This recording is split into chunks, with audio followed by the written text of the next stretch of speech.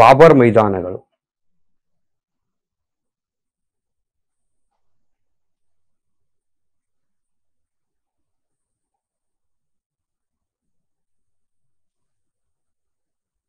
ಇವು ಸಿಂಧು ನದಿಯ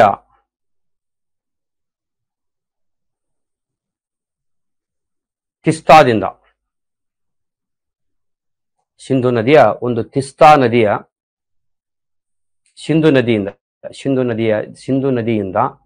ನದಿಯಿಂದ ತಿಸ್ತಾ ನದಿಯವರೆಗೂ ಹರಡಿದೆ.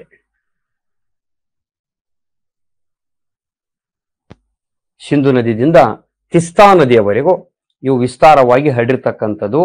ಸಾಮಾನ್ಯವಾಗಿ 8 ರಿಂದ 16 ಕಿಲೋಮೀಟರ್ ಅಗಲವಾಗಿದೆ ಅಂತ.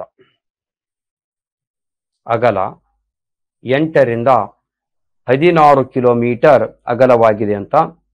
ಇದು ನದಿಗಳು ದೊಡ್ಡ ಗಾತ್ರದ ಬಂಡೆಗಳನ್ನು ಸಂಚಯನ ಮಾಡ್ತದೆ. ಇದು ಇಲ್ಲಿ ಬಾಬರದಲ್ಲಿ ದೊಡ್ಡ ಗಾತ್ರದ ಬಂಡೆಗಳನ್ನು ಸಂಚಯನ ಮಾಡ್ತದೆ ಅಂತಕ್ಕಂಥದ್ದು. ಹಾಗಾಗಿ ತುಂಬಾ ದೊಡ್ಡ ದೊಡ್ಡ ರಂಧ್ರಗಳಿರ್ತಾವ್ರಿ ಇಲ್ಲಿ. ಸಂಚಯನ ಮಾಡುವಾಗ ದೊಡ್ಡ ಬಂಡೆಗಳನ್ನ ನಾವಿಲ್ಲಿ ನೋಡ್ತೀವಿ. ದೊಡ್ಡ ಬಂಡೆಗಳು ಅವು ರಂಧ್ರದಿಂದ ಕೂಡಿರುತ್ತವೆ ಅಂತ. ಇದು ಬಹಳ ಮಹತ್ವದ್ರಿ ಇಲ್ಲಿ.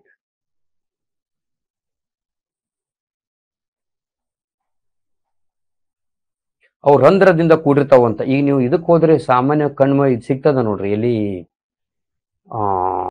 ನದಿಗಳ ದಂಡಿಗೆ ಹೋದ್ರೆ ಸಿಗ್ತ ನೋಡ್ರಿ, ಕಲ್ಲುಗಳು ಸಣ್ಣ ಸಣ್ಣ ಸಣ್ಣ ಸಣ್ಣ ಹೋಲ್ಸ್ಗಳು ಬಿದ್ದಿರ್ತದೆ ಅಂತಕ್ಕಂಥದ್ದು.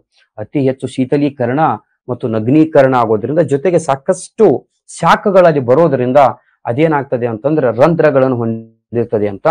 ಇಲ್ಲಿ ಉತ್ಪತ್ತಿ ಆಗೋ ಅಂದ್ರೆ ಇಲ್ಲಿ ಮೆಕ್ಕಲು ಮಣ್ಣಿಗೆ ನಾವ್ ಏನಂತ ಕರಿತೀವಿ, ಹೊಸದಾದ ಮೆಕ್ಕಲು ಮಣ್ಣು ಅಂತ.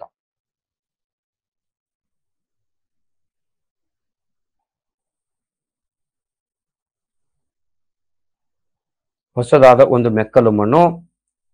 ಇಲ್ಲಿ ನದಿಗಳು ಕಣ್ಮರೆಯಾಗುತ್ತವೆ.